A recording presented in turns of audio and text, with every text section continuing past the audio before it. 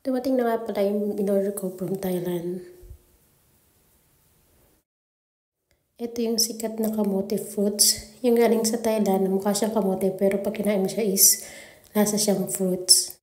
Napapanood ko to dun sa mga sikat na vlogger. Kaya gusto ko siyang itry. Kasi parang ang sarap-sarap niya talaga.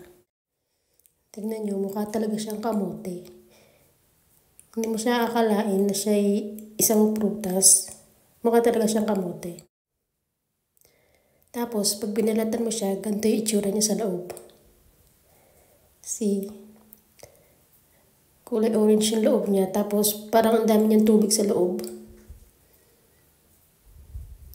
Bali, nagkakahalaga siya ng 1,000 Taiwan dollar. Tatlo na yun. Bali, siguro nasa 1,500 or 1,800 sa Philippine peso. Yung lasa niya, grabe, ang sarap. Para siyang tubo na may halo. Para siyang singkamas na lasa siyang tubo.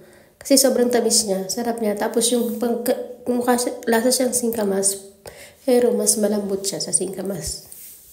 Sarap niya talaga, grabe, promise.